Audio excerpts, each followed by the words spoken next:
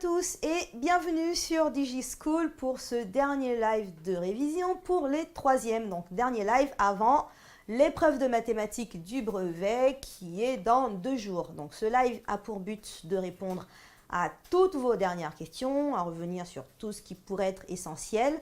Donc je vais faire 2 petits rappels et ensuite vous pourrez poser toutes vos questions et j'y répondrai. Donc l'épreuve du brevet, vous savez déjà comment elle doit se dérouler. Elle dure 2 heures, elle compte pour 100 points et vous aurez en gros, grosso modo 5 à 7 exercices, voire 8 exercices maximum. Ce qui va être très important le jour du brevet, c'est de commencer dès que vous avez votre sujet à très bien le lire. Accordez 15 minutes de lecture, au moins entre 15 et 20 minutes de lecture. Vous pouvez avoir l'impression que c'est beaucoup de temps perdu, mais ces minutes vont être cruciales parce qu'elles vont vous permettre de déterminer la meilleure stratégie pour le mieux réussir tous vos exercices. Donc pendant cette phase, vous allez lire tout le sujet, identifier combien d'exercices il y a, quel est le barème de chacun. Donc en lisant, vous pouvez avec votre crayon noter les notions qui interviennent. Si vous remarquez que c'est des fonctions, vous écrivez fonctions.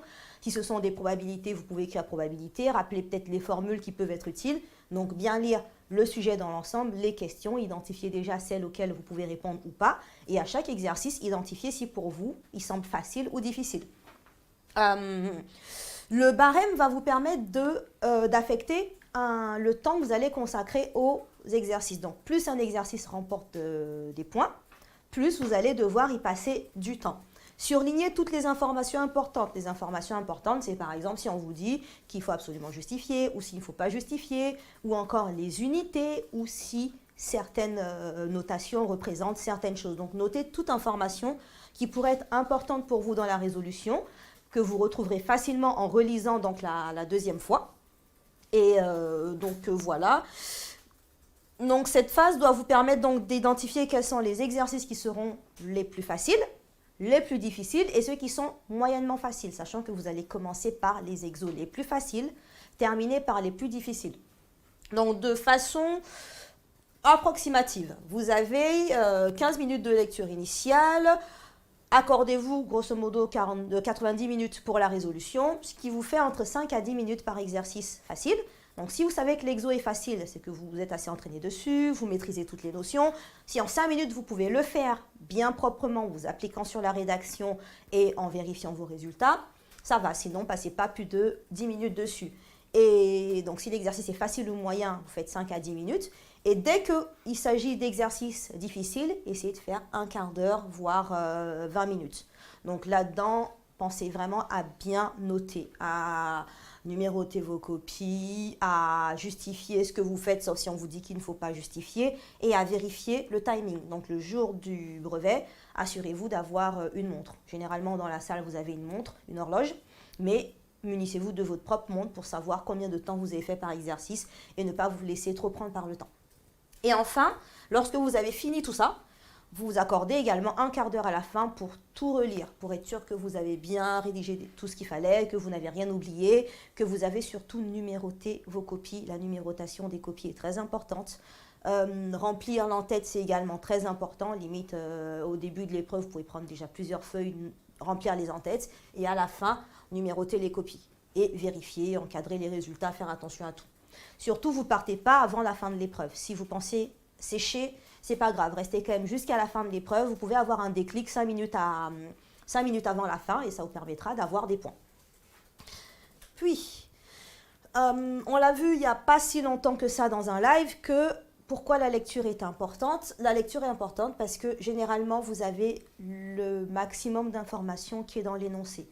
Donc, je dirais 80 à 90% des informations importantes sont dans l'énoncé lorsque vous devez résoudre un problème ou encore analyser des documents. C'est pour ça qu'il va falloir prendre un vrai temps de lecture au début, qu'il faudra lire plusieurs fois si nécessaire. Dès qu'il y a un mot que vous ne comprenez pas, c'est peut-être qu'il a été défini un peu plus haut. Prenez le temps de le lire et faites appel également à vos connaissances personnelles. Les connaissances personnelles, elles représentent, on va dire, si vous avez 80 à 90%, vous aurez au maximum 20%. Ou peut-être que ça fera aussi 30% de connaissances personnelles, mais ce n'est pas le maximum, ce n'est pas la plus grande partie la plus difficile. Il faudra par contre justifier ce que vous utilisez, dire si c'est un théorème, préciser les formules et bien préciser les unités. Donc ça, c'est le plus important que j'ai à vous dire pour l'instant. Et je vais répondre à vos questions pour commencer. Alors, accroche-toi, ils sont chauds. Waouh, dites-moi tout.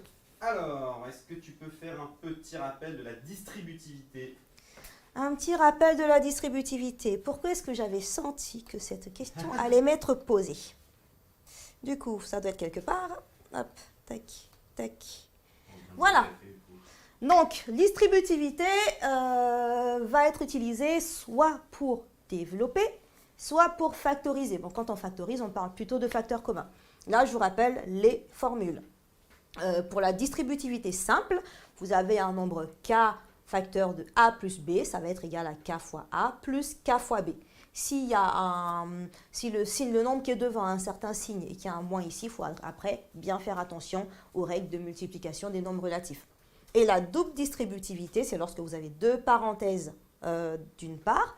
Vous voulez distribuer, vous allez donc multiplier chaque terme de la première parenthèse par chaque terme de la deuxième. Ça va donner a fois c, plus a fois d, plus b fois c, plus b fois d. Là, encore une fois, on fait attention aux signes. On met un plus par défaut, mais si c'est plus moins 2, en fait, ce sera écrit moins 2 quelque part. Donc, faites bien attention aux règles de multiplication des nombres relatifs.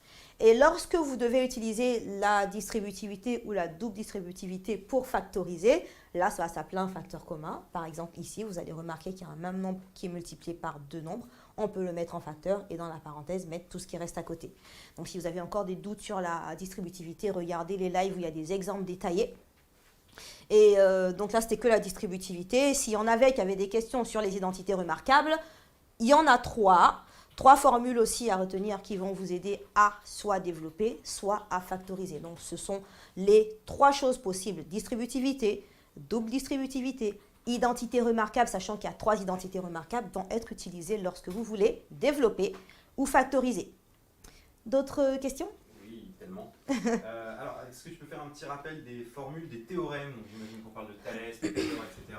La réciproque. Théorème, Thalès, Pythagore. Ah bah voilà, trop fort. Trop fort, j'ai lu dans vos pensées. Le théorème de Pythagore s'applique dans un triangle rectangle uniquement. Lorsqu'un triangle ABC est rectangle en B, alors le carré des deux côtés de l'angle droit est égal au carré de l'hypoténuse. Ça s'écrit en fait AC carré est égal à AB carré plus BC carré. Le théorème de Pythagore va être utilisé pour calculer des longueurs. Donc, ça va être calculer une longueur lorsqu'on sait qu'on est dans un triangle rectangle. Je parle bien du théorème de Pythagore. Mais vous avez également la réciproque ou la contraposée. La réciproque va vous dire quoi? Si vous avez un triangle quelconque, que vous remarquez que le plus grand côté au carré est égal à la somme des carrés des deux autres côtés, vous pourrez donc déduire que ce triangle est rectangle. Donc, faites bien la distinction. Le théorème vous dit, s'il est rectangle, alors on a l'égalité.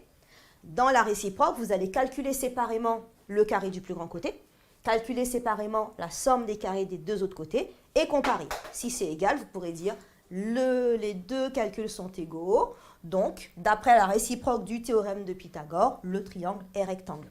Si l'égalité n'est pas vérifiée, ça voudra dire qu'il s'agit de la contraposée. Donc, vous direz que le triangle n'est pas rectangle d'après le théorème de Pythagore.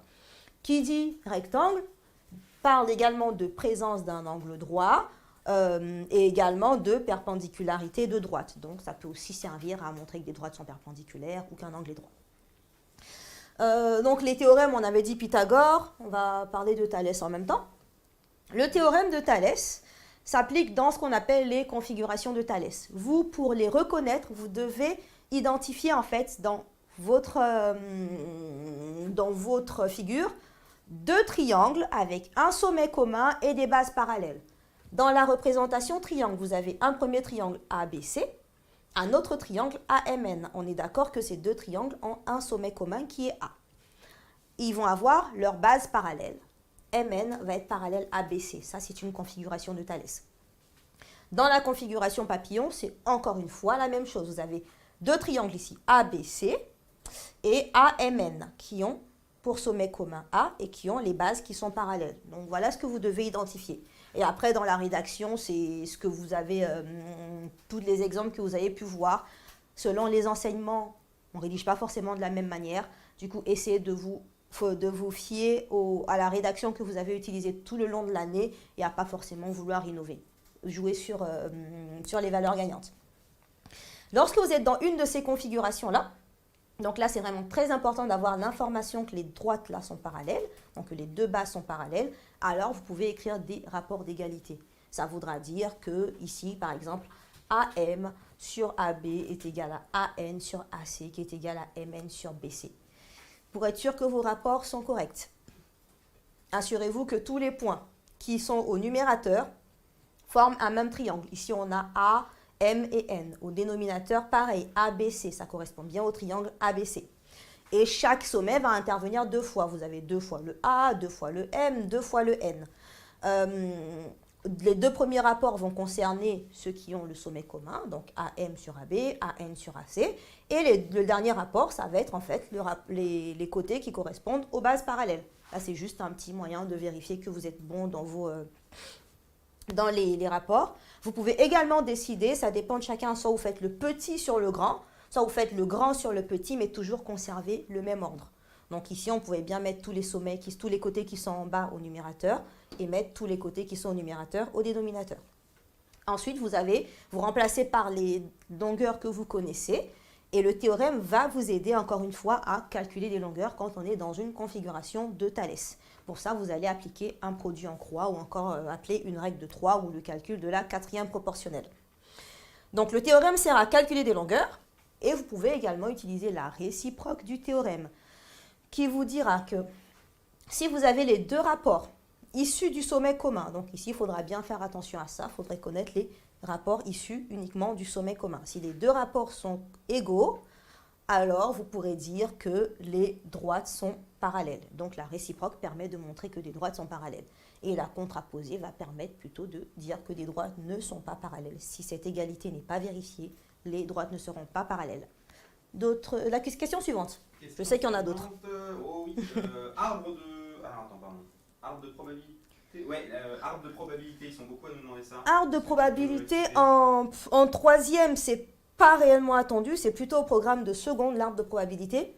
Mais l'idée d'un arbre, c'est on va vous donner une expérience aléatoire, ça vous savez ce que c'est, vous aurez des issues, et par rapport à ces issues, vous allez faire différentes branches. On va dire, je dois faire quoi? J'ai 3 chemins en fait que je peux emprunter. On va les appeler A, B et C. Donc je vais dire, j'ai le premier chemin qui s'appelle A, le premier chemin qui s'appelle B, le troisième qui s'appelle C. Donc à partir du départ, j'ai 3 options. On peut me dire, à chaque endroit, je peux également devoir ouvrir une ou 2 portes. Allez, je continue l'étape suivante. Je peux en avoir 2 ou je peux avoir autant de branches que possible. Tout va dépendre de l'énoncé. Après les arbres de probabilité, ça m'étonnerait quand même qu'au brevet, vous ayez des arbres de probabilité. Sinon, vous saurez ce que c'est. D'autres questions? Oui, alors,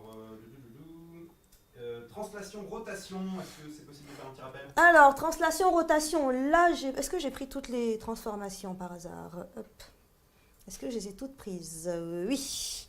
Donc, dans les rappels des différentes transformations, celles que vous pouvez avoir sont la symétrie centrale, symétrie axiale, la translation, la rotation, les homothéties. En ce qui concerne la symétrie centrale, ça veut dire que c'est une symétrie par rapport à un point. Le paramètre en fait qu'il faut avoir, l'information qu'il faut quand on vous parle de symétrie centrale, c'est quel est le centre. La symétrie axiale, ce sera par rapport à une droite.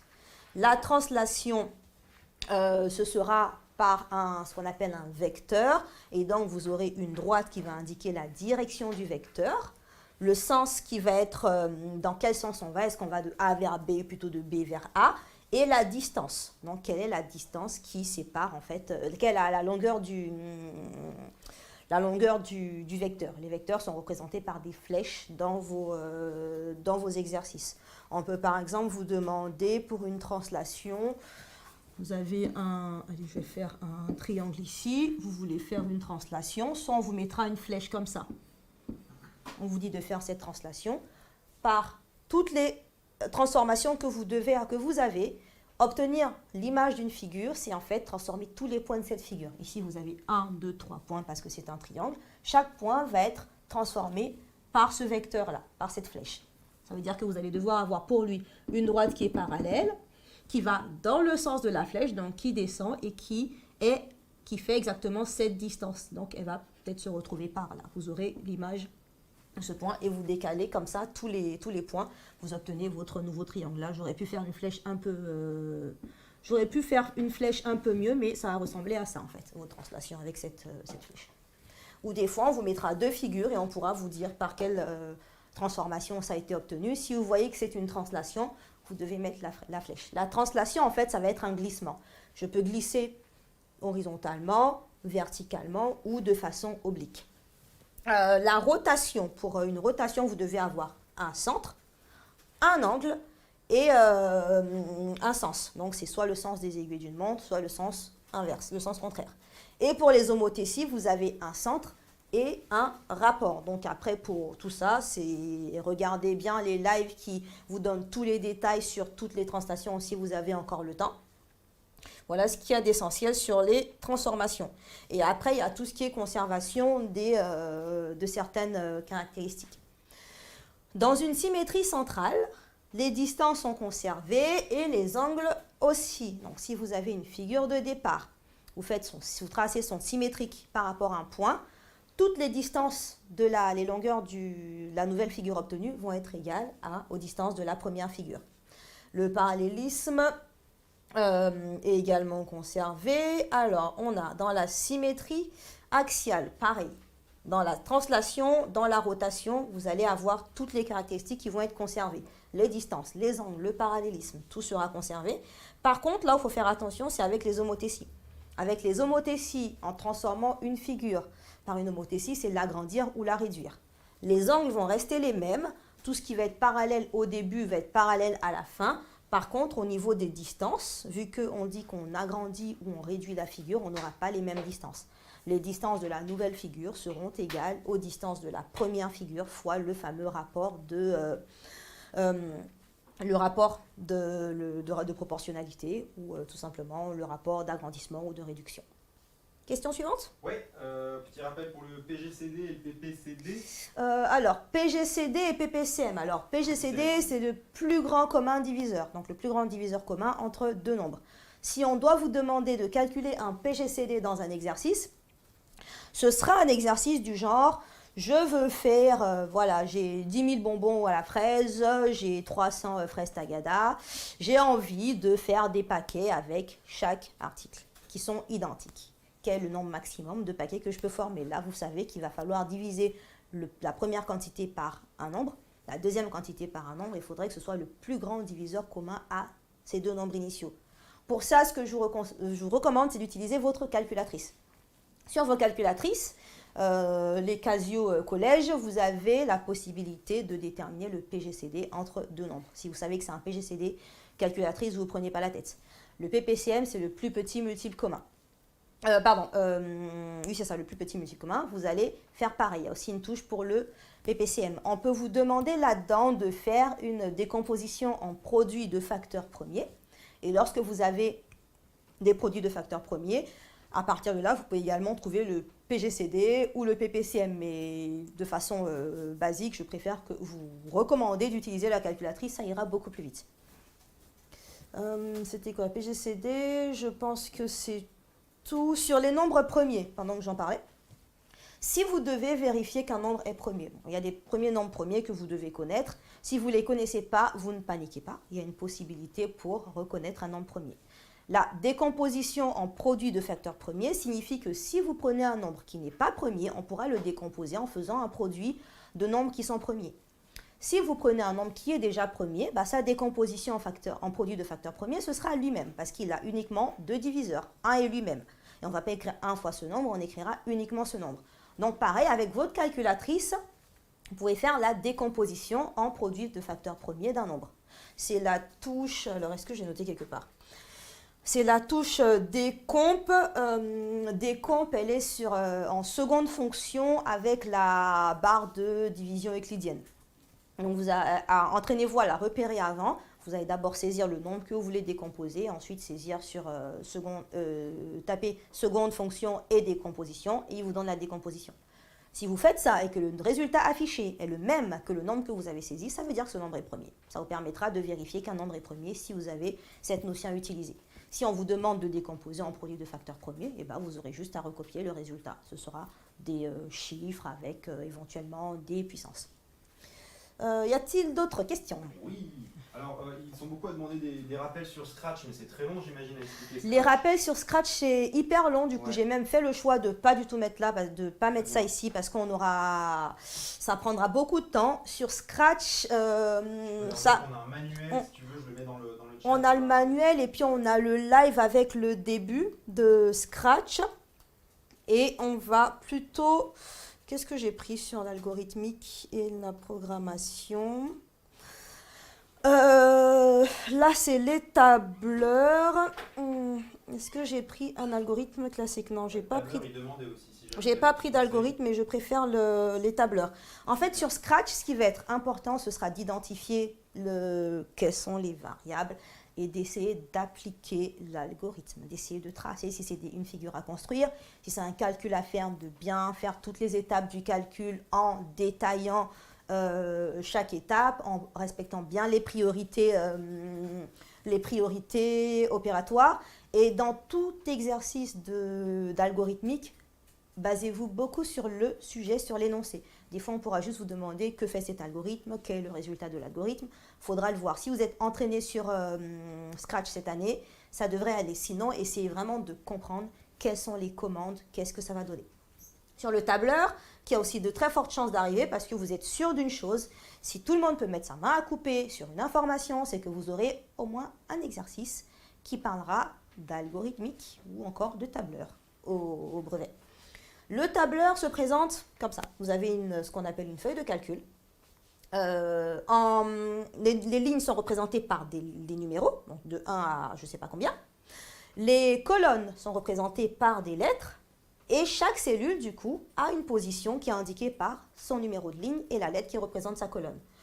Vous avez là, ça va souvent s'afficher, ce sera la cellule qui est sélectionnée. Ici, on a ce petit encadré qui montre que la cellule A1 est sélectionnée. On va aussi voir que la couleur ici du A n'est pas exactement la même que les autres. Elle est un peu plus foncée. Ici, c'est le 1 qui est un peu plus foncé. Donc, ça veut dire que sur l'écran où cette image a été capturée, la souris avait cliqué sur cette case. Et de toute façon, la case s'affiche ici. Donc, on est sur A1. Là, vous allez avoir la formule qui est saisie dans la case en question. Si j'ai marqué le carré de quelque chose, le carré va apparaître là. Dans les formules qu'on va vous demander, si on vous dit quelle formule saisir dans telle case pour obtenir tel résultat, toute formule commence par un égal. Donc là, en fait, ce qu'on vous demande, c'est qu'est-ce qui va s'afficher dans cette case. Ça va toujours commencer par un égal. La multiplication, pour l'écrire, elle est représentée par une étoile. La division, c'est la barre de division. Lorsque vous voulez faire le carré d'un nombre, vous pouvez écrire le nombre avec le petit chapeau et 2. Donc, si je veux faire le carré de A1, imaginons A1 ici, j'ai 3. Je veux calculer le carré de ça et je vais le mettre dans B2. Dans B2, ici, je vais venir écrire égal A1. Je vais mettre le petit chapeau 2. Il comprendra que je veux faire le carré de A1. Si c'est compliqué, vous basez sur la définition du carré. Le carré d'un nombre, c'est ce nombre multiplié par lui-même. Donc, pour le carré, vous pouvez également, si vous ne vous souvenez pas de ça, écrire A1 fois A1. Ça passera aussi. Dans les priorités des opérations, si vous avez fait un premier calcul avant, que vous devez faire le carré de ce premier calcul, pensez bien aux parenthèses. C'est bien le carré de tout ce qui a été fait avant. Donc, tout ce qui a été fait avant sera entre parenthèses. Et ce qui est des sommes, si on vous demande la somme de plusieurs cases, si vous avez juste 2-3 cases à additionner, vous pouvez écrire A1 plus B1 plus C1 ou bien A2 plus B2 plus C2. Et si c'est une longue plage, imaginons on va de A à E, là c'est déjà, ça commence à faire déjà beaucoup de cases, vous pouvez tout simplement écrire égal, somme, vous ouvrez une parenthèse, vous saisissez la première case, ici par exemple ça va être A1, vous mettez 2 points et vous sélectionnez la dernière case que vous voulez. Donc ici ça va être E1. La somme peut également être faite en colonne. Si vous voulez votre colonne ici, ce sera somme de A1 par exemple jusqu'à A10, à ce que vous voulez. Il faut juste identifier en fait le nom de la case sélectionnée. Donc voilà ce qui va être important dans les tableurs. Est-ce qu'il y a autre chose sur les tableurs par exemple? D'autres questions si tu veux. Oui, sinon, oui, allez, d'autres questions. C'est autre chose. Alors ils sont beaucoup à nous demander des rappels sur les fonctions, etc. Oui, les fonctions. Oui. Les fonctions, où sont-elles? Où sont les fonctions? Et je suis sûre qu'en défilant, mes slides vont aussi vous donner des idées. Hein. Donc, n'hésitez pas. S'il y a des... Donc, fonctions. Quand il s'agit de fonctions en troisième, vous avez des choses à savoir faire à tout prix. C'est calculer l'image d'un nombre. Trouver le ou les antécédents d'un nombre. Savoir reconnaître une fonction affine, savoir reconnaître une fonction linéaire et garder en tête que fonction linéaire et notion de proportionnalité sont entièrement liées. Après, dans les représentations, vous avez savoir qu'une fonction affine et linéaire est représentée par une droite et connaître leur formule. Donc, on va être là, c'est plus simple. Quelle que soit la fonction que vous avez, donc vous avez image antécédent, les images sont sur l'axe des ordonnées, les antécédents sur l'axe des abscisses. Les fonctions affines et linéaires sont des cas particuliers des fonctions de façon générale. La fonction affine est définie par AX plus B. Le A, c'est le coefficient directeur, le B, c'est l'ordonnée à l'origine. Donc, graphiquement, ça va être une droite qui va venir couper l'axe des ordonnées en un point. Si vous devez trouver le B, par exemple, ce sera la valeur qui est là, sur l'axe des ordonnées.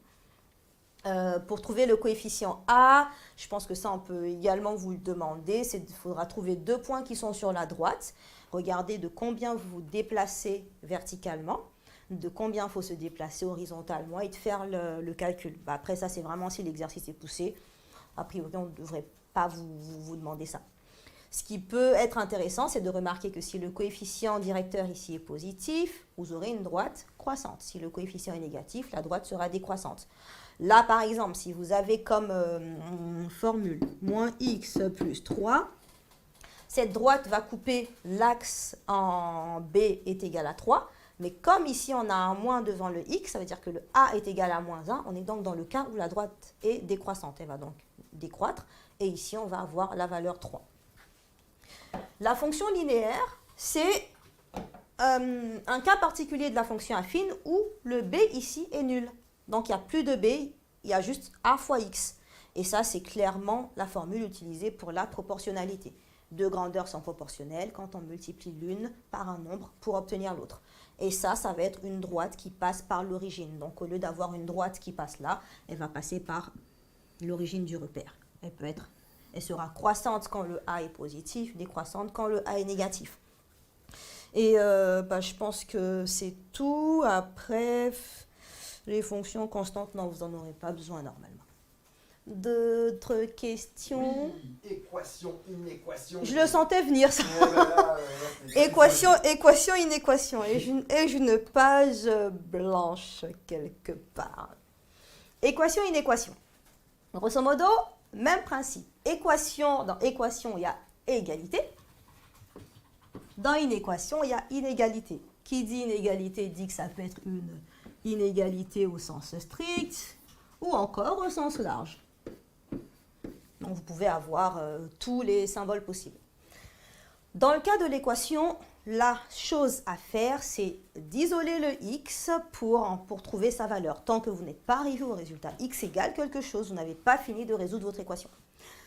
Le mieux, c'est de façon conventionnelle de mettre tout ce qui concerne le x à gauche et les nombres à droite. Après, vous faites comme vous êtes à l'aise pour réussir à à résoudre l'équation.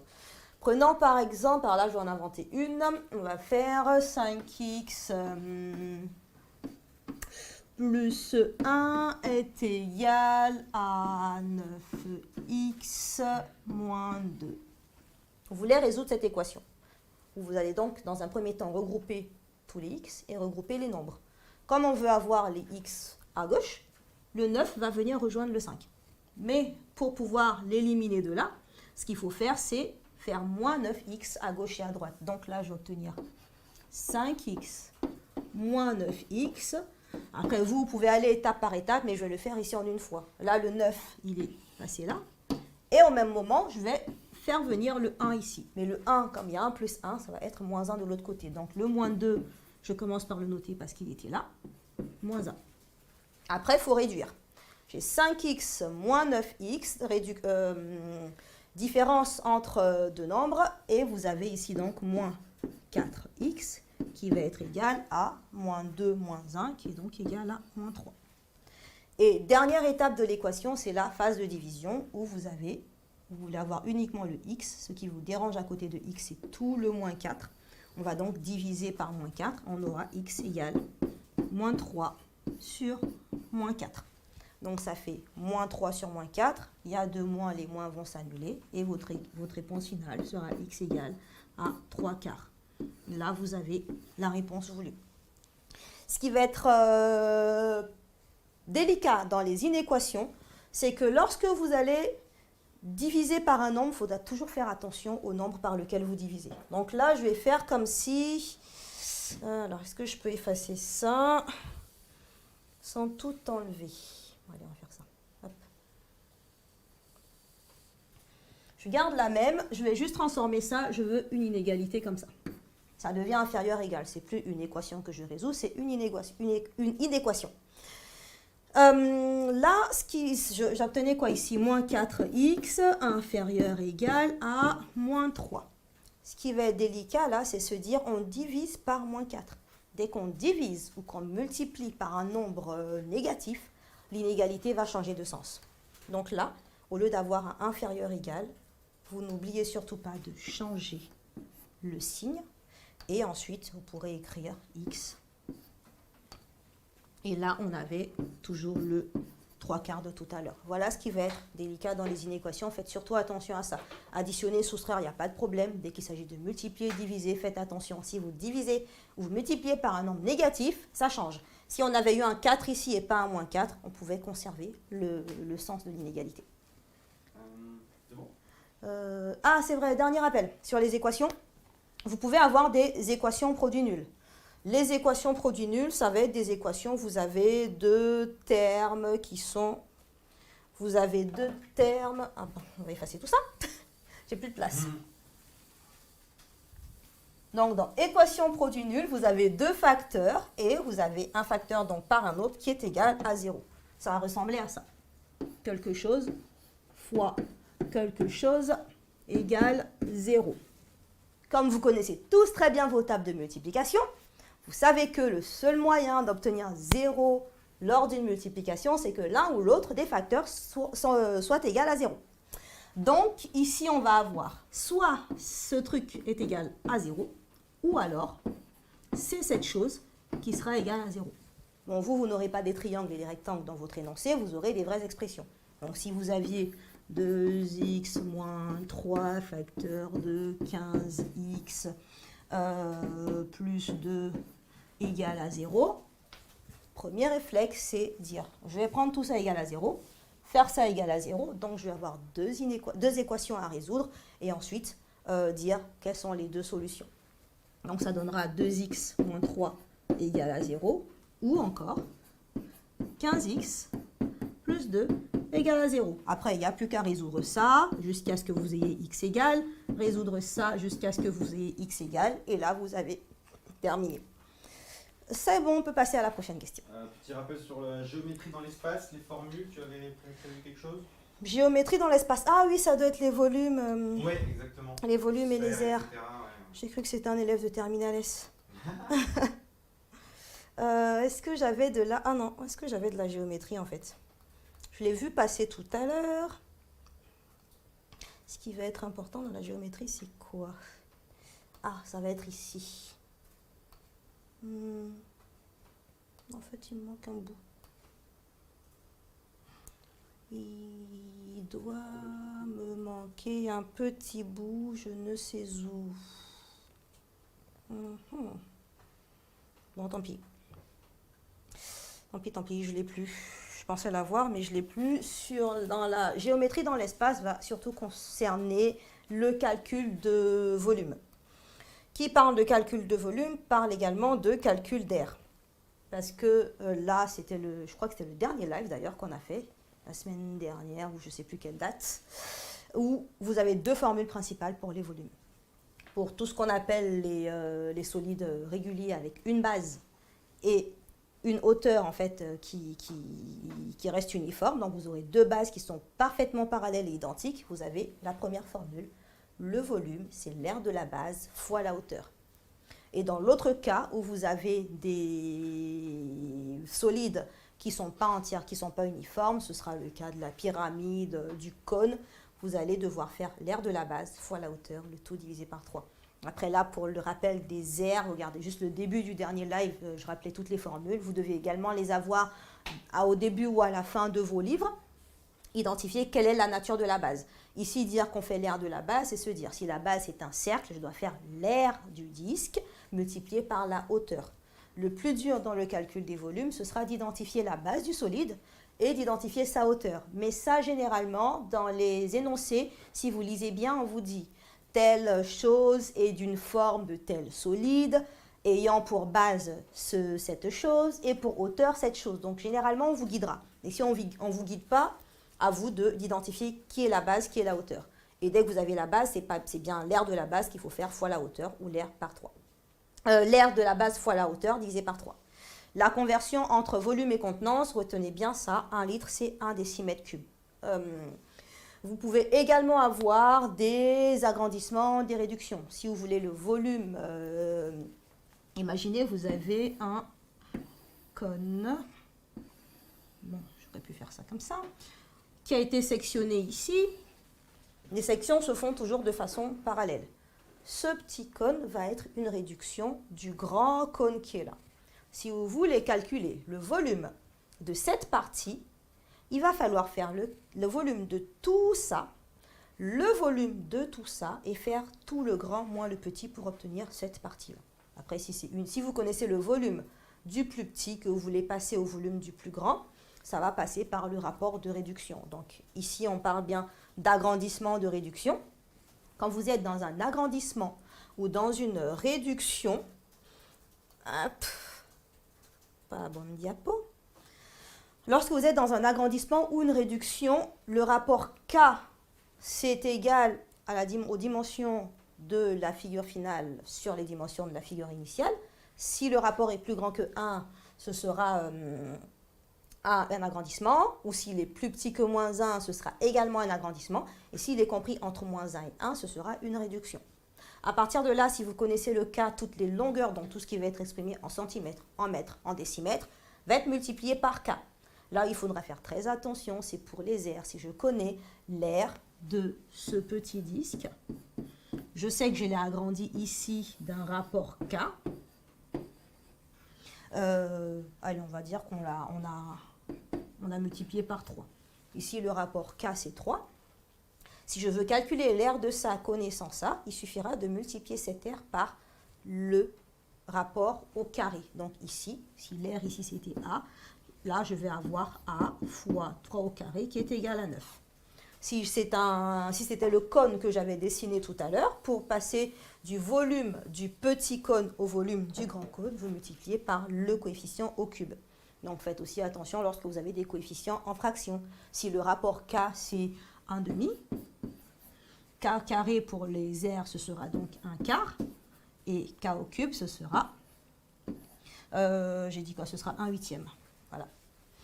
Je pense que c'est tout ce que je peux dire pour l'instant sur les aires et les volumes. Ok.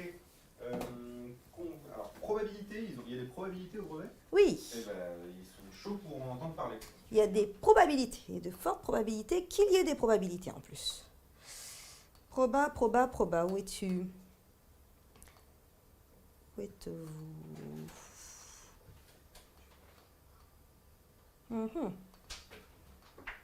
Où elles sont passées mes petites probas? C'est pas ça. C'est pas ça. Tac. Géométrie, oui. Ça devait être un peu plus loin. Hop, hop. Ah. Les fonctions, on a vu. Ça. Hop. Donc, probabilité.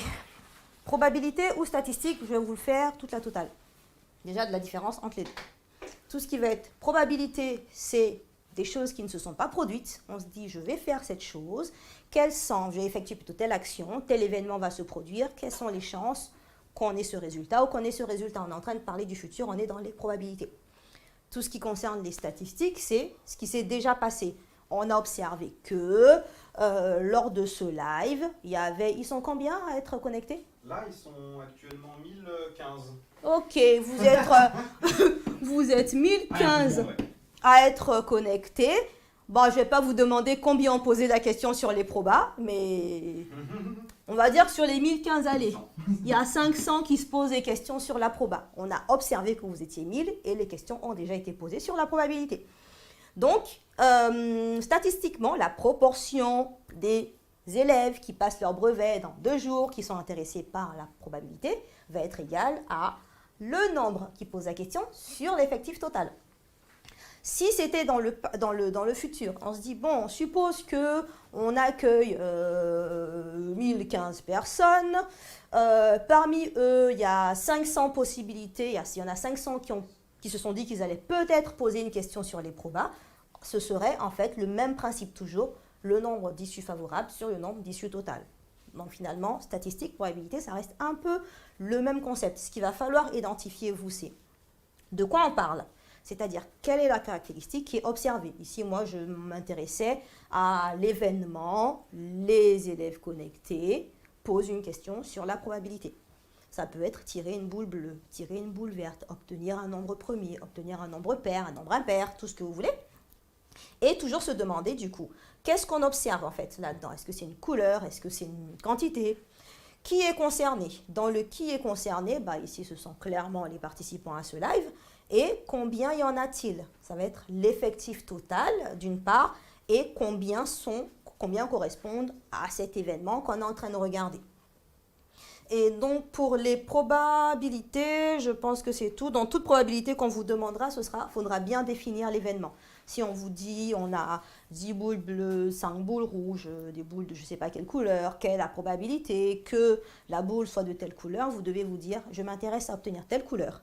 J'en ai 5 de telle couleur, j'en ai 15 au total, et voilà, je vais faire 5 quinzièmes et vous donner sous forme d'une fraction irréductible. On est dans les probas. D'autres questions ou sinon j'enchaîne sur les statistiques avant de devoir... Statistiques, on peut un petit peu si tu veux. Ouais, ok, parce que sinon j'allais encore me perdre dans mes diapos. Dans les statistiques, vous devez savoir calculer une moyenne. La moyenne, c'est généralement le nombre qui correspond à... Bon, la moyenne, vous savez faire. Vous savez normalement calculer vos moyennes. Vous avez différentes matières, vous avez différentes notes. Elles peuvent ne pas avoir le même coefficient. Ce qu'il va falloir faire, c'est multiplier chaque note par son coefficient, additionner en fait à chaque fois le produit d'une note et de son coefficient, et diviser par le total des coefficients. C'est le même principe lorsque vous calculez une moyenne dans une série.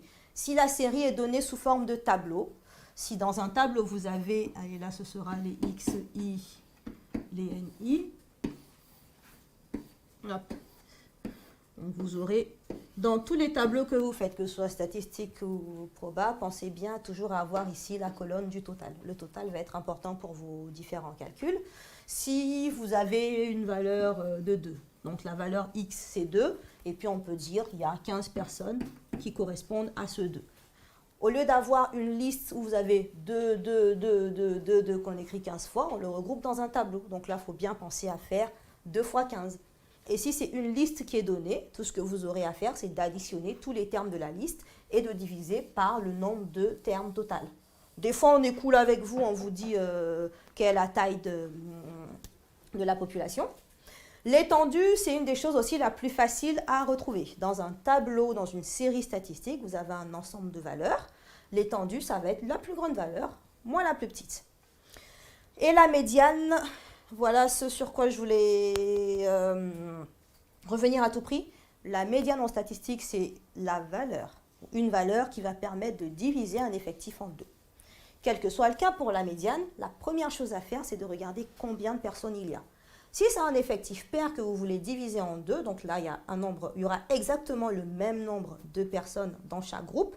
Pour trouver la valeur de la médiane, vous allez prendre les deux valeurs centrales et faire la moyenne de celle-ci. Donc, vous ferez cette valeur plus cette valeur divisé par 2. Pour trouver le rang de la valeur, imaginez que vous avez 8 personnes. Ben là, il y en a 8, clairement.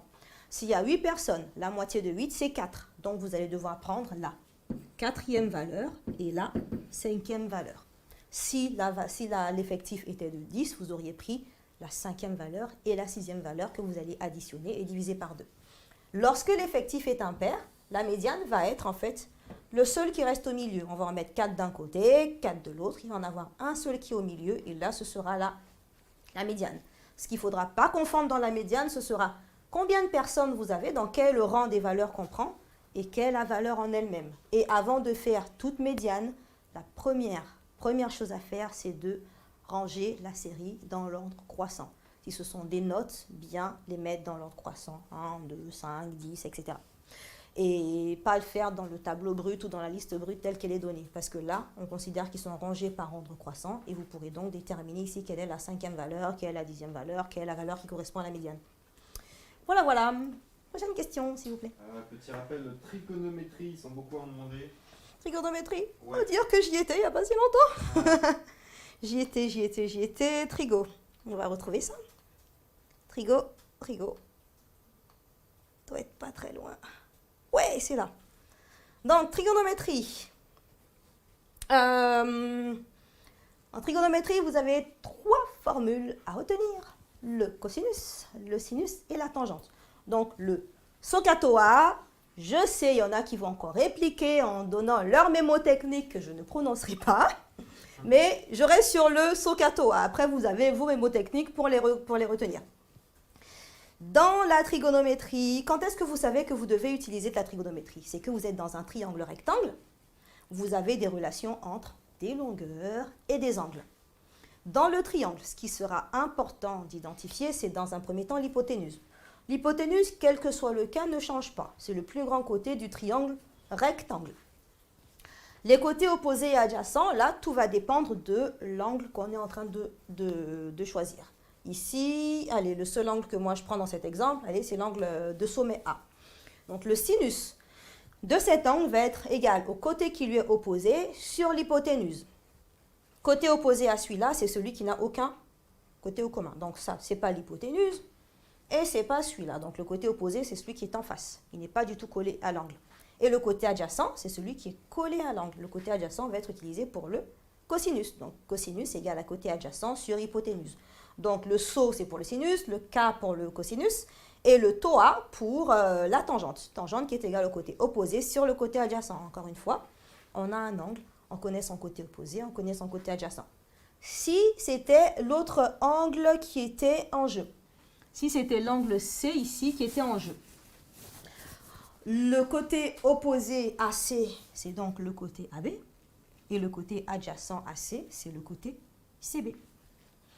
Donc, à partir de là, les formules de trigonométrie vont vous permettre, donc, soit on vous demande tout simplement de calculer le sinus, le cosinus d'un angle. Dans ce cas, vous écrirez bien, pas juste sinus égale à côté opposé sur hypoténuse, vous identifiez bien le nom de l'angle.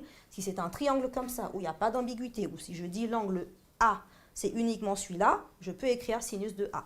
Si par contre, j'ai une figure différente, où ici j'ai un autre point qui s'appelle K, en disant l'angle A, ça peut être celui-ci ou celui-là, je vais être obligé de nommer l'angle et de l'appeler, si c'est celui-là que je veux, CAB ou BAC.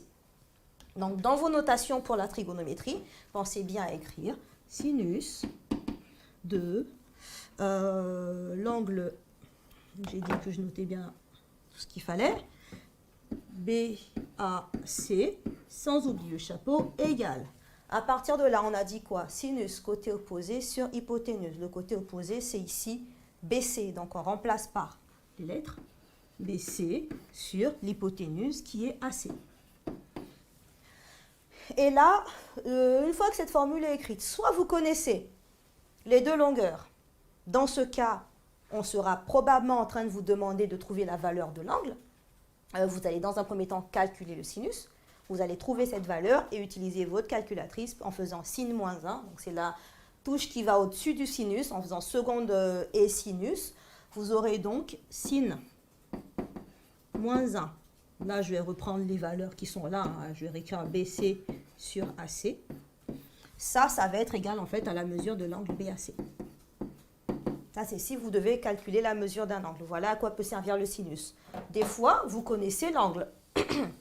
Si jamais vous connaissez l'angle, vous êtes d'accord qu'il n'y aura aucun intérêt que vous connaissiez l'angle et les deux côtés. Si vous connaissez l'angle, ça veut dire qu'il y aura un des deux côtés à calculer. Et là, ça va être encore une fois un produit en croix. Si l'angle mesure 30 degrés, vous aurez sinus de 30 qui est égal à BC, on va dire par exemple, c'est 5 sur AC. Dans ce cas, le côté à calculer, c'est AC. Règle de 3, au produit en croix, le AC va remonter. Et donc, AC sera égal à 5 sur le sinus de 30. Donc, dans la règle de 3, c'est bien observer est-ce que vous devez faire une division, une multiplication.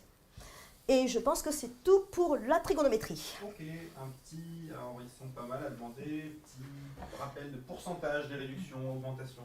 Tu as ça en stock. Je suis sûre que j'avais lu dans vos pensées, mais c'est... Pourcentage, je les ai également vus. Ce que j'avais juste pas anticipé, c'était l'ordre dans lequel les questions allaient tomber. Pourcentage, il peut être où déjà? Il doit être après ça. Est-ce que j'ai pu le mettre? Oui, pourcentage. Pourcentage, là je fais un gros rappel. Pourcentage, ça peut être tout seul, mais ça peut également être lié aux fonctions. De façon la plus simple possible, lorsque vous avez un pourcentage. Vous avez une valeur initiale, vous voulez passer à une valeur finale. Dans tous les cas,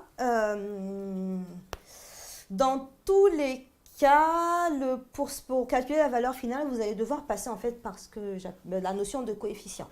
Lorsqu'on augmente une valeur de t%, on multiplie par 1 plus t sur 100. Donc si j'augmente de 10%, je vais multiplier par 1 plus 10 sur 100. 10 sur 100, c'est égal à 0,1. 1 plus 0,1, c'est égal à 1,1. Donc, augmenter de 10%, c'est multiplier par 1,1. Réduire de 10%, ça va être faire 1 moins 10 sur 100. Donc, si c'est moins t%, ici, c'est soit en plus, soit en moins lorsque c'est une réduction. Lorsque c'est une réduction, j'aurai donc 1 moins 0,1, ça revient à multiplier par 0,9. Là, vous avez le coefficient. Si vous connaissez la valeur initiale, vous connaissez le pourcentage. Pour trouver la valeur finale, il faudra donc faire valeur initiale fois le coefficient. Pour partir de la valeur finale à la valeur initiale, ce sera donc une division par le coefficient. C'est pour ça que cette notion de coefficient est importante. Lorsque vous appliquez juste un pourcentage à quelqu'un, on veut se dire, allez, il y a 40% de ce groupe qui correspond à telle caractéristique, on va juste faire 40% de la chose. Prendre donc la chose fois 40 divisé par 100. Mais si on dit qu'il y a une augmentation ou une diminution, pensez bien à ça. Un plus ou un moins. Si vous connaissez la valeur initiale et la valeur finale et qu'on vous demande de calculer le pourcentage, là, va falloir être un peu plus attentif parce que le coefficient ici est égal à la valeur finale divisé par la valeur initiale. Là, c'est bien le coefficient. Or, on sait que le coefficient est égal à 1 plus le taux divisé par 100. Donc, finalement, pour obtenir votre taux, si vous devez le donner le pourcentage sous forme décimale, vous allez faire le coefficient que vous allez trouver.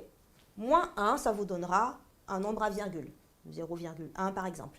Et pour trouver ce que ça vous donne en pourcent, il n'y a plus qu'à multiplier par 100 et écrire le symbole de pourcentage derrière. Et je pense que c'est tout pour les pourcentages. Ok. Petit rappel sur les nombres premiers, s'il te plaît. Les nombres premiers. Hop, tac.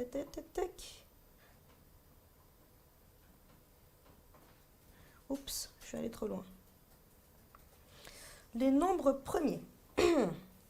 Donc, le nombre premier, c'est un nombre qui admet exactement 2 diviseurs. Donc ça, je crois que je l'ai dit tout à l'heure, je ne sais plus pour quelle raison. 1 est lui-même. Si tu veux reconnaître un nombre premier, c'est soit faire la liste des diviseurs, voir qu'il n'y a que 1 et lui-même. Sinon, ce que je donnais comme astuce, c'était avec la calculatrice. Du coup, je n'avais pas la diapo sous les yeux, ça tombe bien. pour décomposer en nombre premier. Donc sur votre calculatrice, vous avez la touche de seconde fonction ici. Et la touche décomp, elle est quelque part par là. Alors je ne vois pas très clair, elle est quelque part ici. Elle est juste au-dessus de la division euclidienne. La division euclidienne ressemble à ça. Et juste au-dessus, vous avez marqué en jaune décomp. Pour vérifier qu'un nombre est premier, si vous avez vos calculatrices, vous pouvez par exemple tester. On sait tous que 8 n'est pas premier. Si vous écrivez 8 à la calculatrice et que vous appuyez ensuite sur seconde fonction et la touche de division euclidienne, vous aurez comme résultat la décomposition en produit de facteurs premiers de 8. Donc ça peut vous aider à répondre à cette question-là et également à remarquer que ce nombre n'est pas premier parce qu'il n'aura pas comme seul diviseur 8 et lui-même. 8 et 1, pardon. Si vous saisissez un nombre premier, donc 13, on sait qu'il est premier. Si vous saisissez 13 et vous faites la même manipulation, le résultat qui va s'afficher, c'est 13. Donc autant vous avez ça dans la définition des nombres premiers, mais après là, on est 2 jours avant le brevet. Tout ce que je peux vous dire, c'est d'être le plus efficace possible. Si la calculatrice peut vous aider à vérifier qu'un nombre est premier parce que vous ne vous souvenez plus de la définition, de tous les nombres que vous avez appris, vous avez un doute, vous vérifiez comme ça. Vous saisissez le nombre, vous faites exé, vous faites la touche seconde fonction et division euclidienne et vous aurez donc le résultat. Je crois que sur les nombres premiers, c'est tout. Comment est-ce qu'on utilise les nombres premiers? Ils peuvent être utilisés pour... plutôt la décomposition en facteurs premiers peut être utilisée pour rendre une fraction irréductible. Si vous avez un numérateur, un dénominateur, ils sont assez grands, mais c'est vraiment des grands chiffres, vous voulez faire rendre cette fraction irréductible, vous avez deux possibilités. Donc, quelqu'un posait la question au début sur le PGCD. Soit vous calculez le PGCD des deux et vous divisez par le PGCD, sachant que normalement, le PGCD, après, il y a des polémiques sur est-ce que c'est encore au programme ou pas. Bon, ce qui n'est pas au programme, c'est l'ancien calcul que les élèves de 3e avaient avant vous. Ils devaient vraiment faire un long calcul détaillé des algorithmes pour pouvoir calculer le PGCD. Vous avez votre calculatrice, donc ça peut vous aider à réduire une fraction. Une façon de réduire, c'est juste taper ça à la calculatrice, elle vous donnera la fraction réduite. Mais comme vous devez justifier, il faut soit utiliser le PGCD et montrer que vous avez fait ça va être égal à n divisé par le PGCD. Là, c'est la valeur que vous aurez trouvée de n et de d. Et au dénominateur, vous aurez la valeur de d divisé par, pareil, PGCD de n et de d. Ça peut vous permettre de justifier. Vous pouvez le faire avec la décomposition en facteurs premiers également. Vous allez écrire donc le numérateur avec sa décomposition en facteurs premiers. Ça va revenir à l'écrire sous forme de nombre premier et puis de puissance. Vous aurez donc des exposants en haut, des puissances en bas, et après, il n'y aura plus qu'à simplifier pour réussir à tomber sur les résultats. Mais encore une fois, vous ne faites ça que si la justification est vraiment demandée, si vous avez le temps d'aller jusqu'au bout. Si ça fait partie d'un calcul intermédiaire pour répondre à une question bien plus importante, vous utilisez la calculatrice. Les fonctions, on a fait? Oui. Triangle semblable, est-ce que tu peux faire un petit rappel? Les triangles semblables, alors là, j'ai pas de support sur les triangles semblables, mais je vais le faire à l'oral. Super. Les triangles semblables, vous devez apprendre vos propriétés pour pouvoir les reconnaître. Des triangles semblables, en fait, ça va être des triangles qui sont, qui ont deux paires d'angles de même mesure. On dit que deux triangles sont superposables lorsque, en fait, les angles coïncident. En gros, ça veut dire que l'un est un agrandissement ou une réduction de l'autre. Ou encore, s'ils sont identiques, c'est un cas particulier.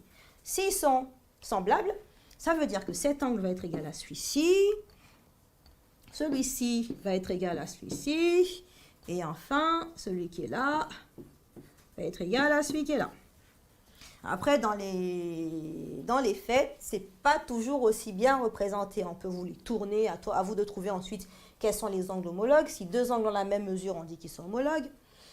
Ce que vous aurez à faire pour montrer que deux triangles sont semblables, la propriété qui revient le plus souvent, c'est de réussir à montrer que vous avez uniquement deux angles, en fait, qui sont de même mesure.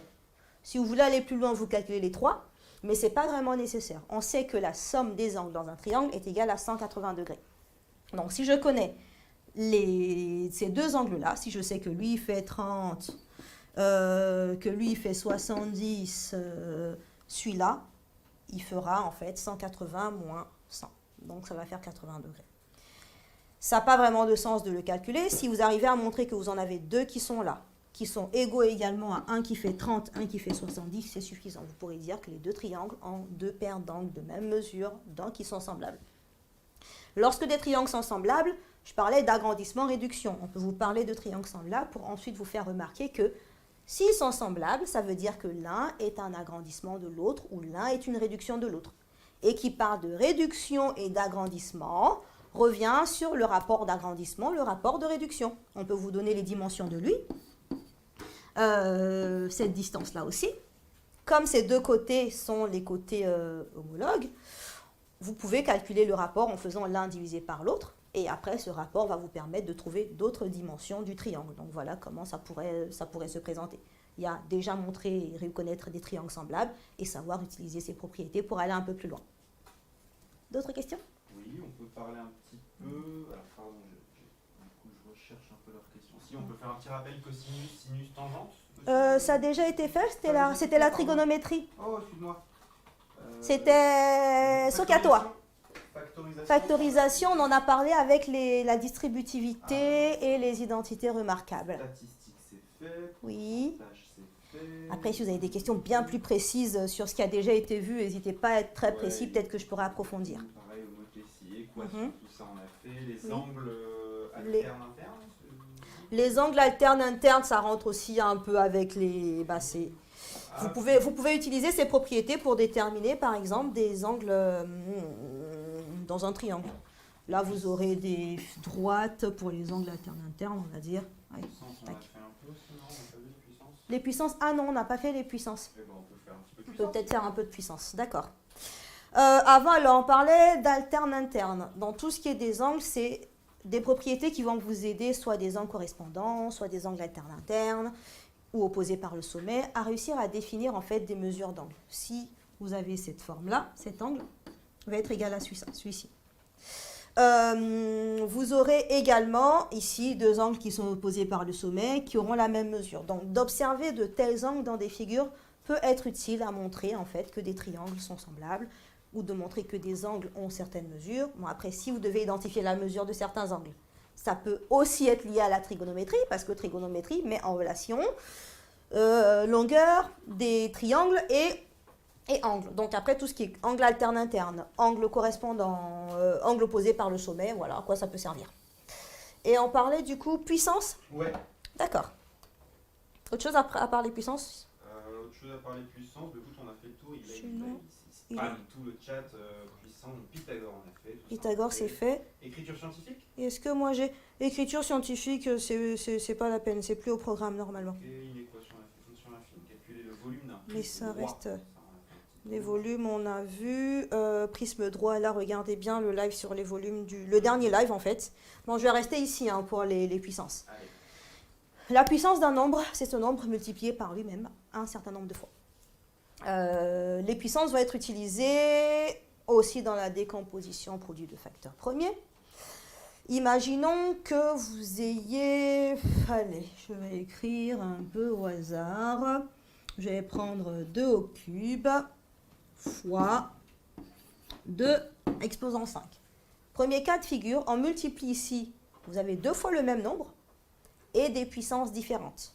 Dans ce cas, ce que vous allez faire, c'est additionner les deux puissances. Ça va être égal du coup au nombre qui est là en commun. En puissance, je vais avoir 3 plus 5 et je vais avoir 8. Première propriété. Deuxième propriété, c'est avoir deux nombres différents avec la même puissance.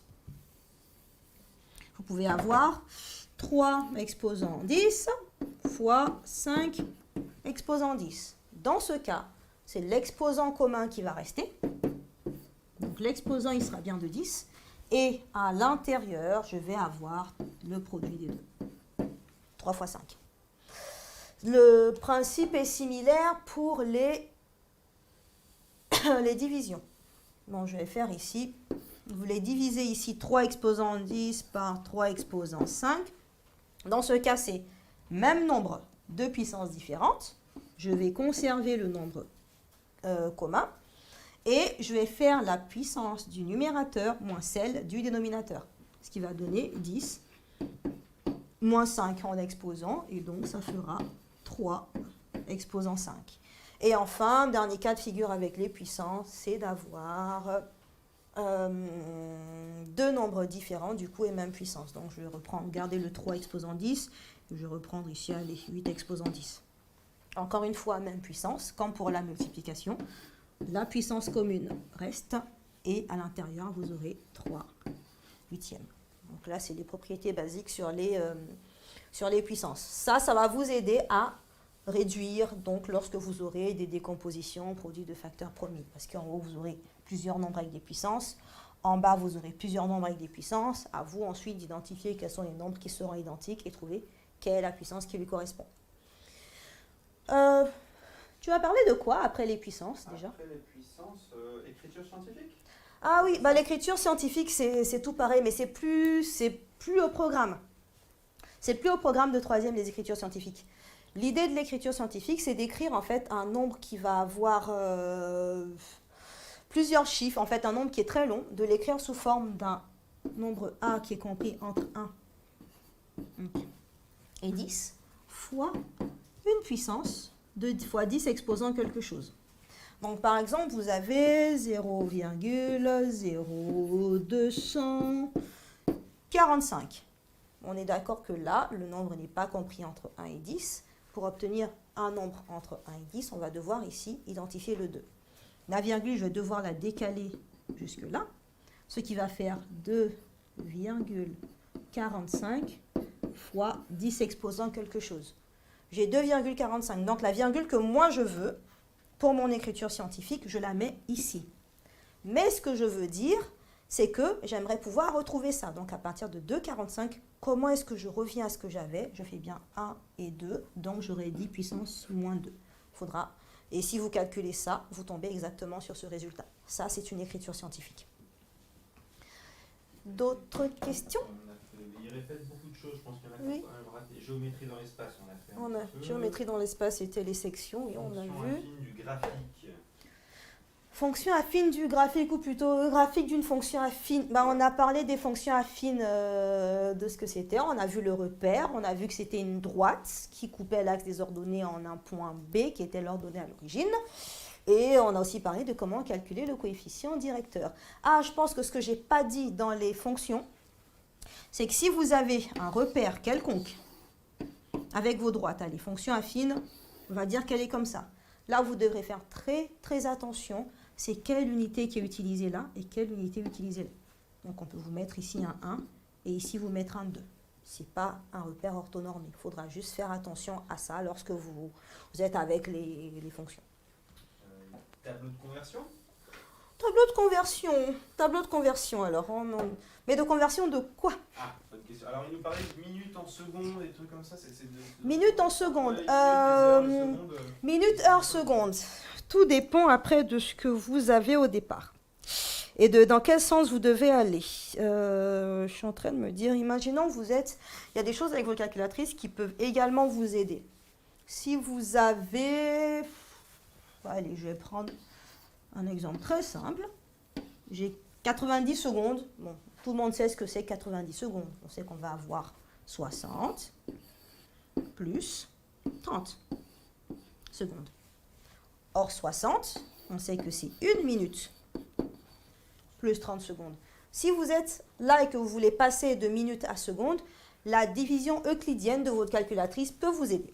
Vous allez en fait diviser 90 ici par 60. Avec la division euclidienne, vous aurez le quotient et le reste. Le quotient va vous dire combien de minutes vous avez dans le nombre en question et combien de secondes il reste. Donc, il est censé vous donner exactement comme quotient 1 et ici comme seconde 30. Donc, j'ai pris 90 pour que ce soit facile à calculer, facile à vérifier. Mais bien sûr, vous faites ce genre de calcul lorsque vous avez des nombres un peu plus importants. Si vous avez 2690 par exemple, vous voulez passer de 2 minutes à seconde, ça vous donnera, le quotient sera combien de minutes il y a, combien de secondes il y a. Sinon, ce qu'il faut retenir, c'est quoi? C'est que 1 minute, c'est 1 minute, c'est 60 secondes. 1 heure, c'est 60 minutes. Donc après, on va dire du plus petit, j'ai des secondes, j'ai des minutes, j'ai des heures, j'ai des journées, j'ai des semaines et tout. Si je veux passer de là à là, de seconde à minute, on sait qu'on est à, en fait, on a dans 1 minute, il y a 60 secondes. J'ai mis la flèche dans le mauvais sens. C'est pas 2 minutes à seconde, c'est plutôt 2 secondes, c'est plutôt 2 minutes à seconde que je voulais faire. Là, vous avez fois 60. De façon inverse, pour aller de seconde à minute, c'est divisé par 60. 2 minutes à heure. Donc, 1 heure, c'est bien 60 minutes. Par contre, 2 minutes à heure, ça va être divisé par 60. Et si vous voulez passer immédiatement d'heure à seconde, c'est 60 fois 60, ça fait donc fois 3600. Et si vous voulez passer de seconde à heure, ce sera divisé par 3600. Et après, tout dépendra de ce qu'on vous demande dans l'énoncé, de si vous devez le convertir en minutes et secondes, en heures, si on veut une approximation, ou si on veut savoir exactement il y a combien de minutes et combien de secondes. D'autres questions? Eh bien écoute, je pense qu'on va pouvoir boucler ce super live. D'accord, c'est votre dernier mot? Notre dernier mot. Je pense que de toute façon, on a tout dit. On a Hein. balayé pas mal de choses, ouais. Bon, allez, je vais m'arrêter là. Donc, c'est tout pour aujourd'hui. J'espère que ce dernier live vous a été utile. Mes dernières recommandations, avant le brevet, ne vous embrouillez pas trop le cerveau. Aujourd'hui, révisez encore. Demain, faites juste des petites lectures. Essayez plutôt d'avoir bien tous vos matériels, de ne pas oublier vos convocations, d'avoir tout ce qu'il faut. Règles, équerre, compas, gomme, stylo de rechange, pile au cas où votre calculatrice vous lâchait. Et surtout, pendant le brevet, vous n'essayez pas de le réussir, vous le réussissez. Vous partez bien déterminé, vous faites bien vos lectures, bien vos vérifications, justifiez ce que vous faites et il n'y a pas de raison que vous n'y arriviez pas. Et surtout, vous nous faites part de tous vos retours et de vos résultats. Et on se retrouve dans 2 jours pour la correction du brevet. Bonne chance à tous et bonne soirée!